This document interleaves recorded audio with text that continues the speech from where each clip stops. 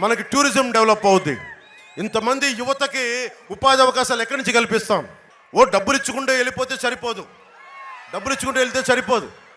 డబ్బులు సృష్టించాలి. సంపదను ఎక్కడి నుంచి సృష్టిస్తాం? మనం పని చేయాలి కదా.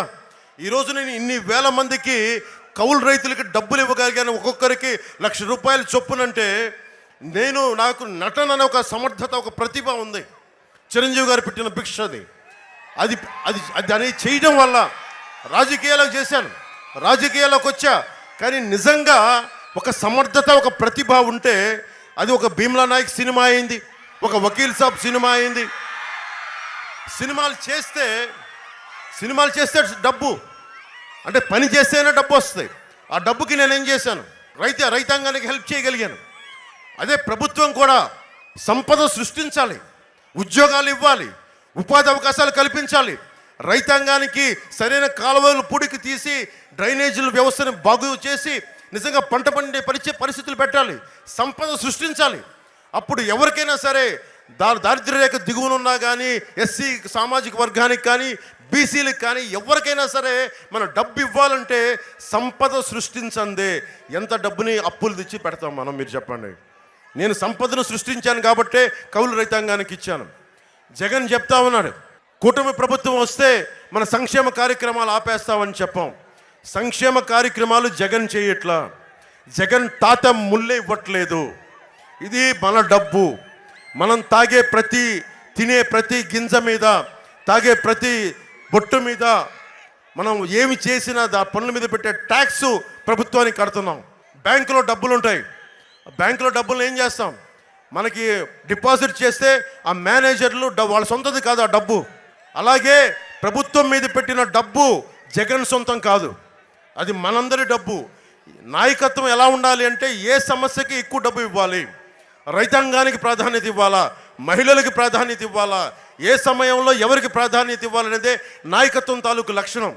వారి కార్యక్రమాలు అలా ఉండాలి. మొత్తం మనందరం రోడ్ల మీదకి వచ్చి కేవలం సంక్షేమం అని చెప్పి అప్పుల్లో చేసి మీకు ఈ రోజున డిఎస్సి నోటిఫికేషన్ కూడా లేకుండా చేశాడు జగన్. మీకు ఉపాధి అవకాశాలు ఉన్నాయా? ఇంత పచ్చటి కోనసీమ ఉంది, మీకు ఉద్యోగాలు ఉన్నాయా? మీకు ఉపాధి ఉందా? ఒకసారి మీరు ఆలోచించండి. అంతర్వేదిలో ముఖ్యంగా మత్స్యకార సామాజిక వర్గానికి కూటమి ప్రభుత్వం ఒక జట్టి రావడానికి, ఒక ఫిషింగ్ హార్బర్ చేయడానికి మేము సంపూర్ణంగా కృషి చేస్తాం. అలాగే మీకు తెలుసు, నేను 2016లో DCA dredging corporation of India అని మనకి హార్బర్లో ఇసుకని పూడికి చేసే బోట్లు ఉంటాయి. ఆ డ్రెడ్జింగ్ కార్పొరేషన్ ఆఫ్ ఇండియా దానికి సంబంధించి నిజంగా కనుక ఇక్కడ ఒక రీజనల్ ఆఫీస్ కనుక పెడితే మన రాజోల్లో మీలాంటి యువతకి చాలామందికి ఉపాధి అవకాశాలు వస్తాయి.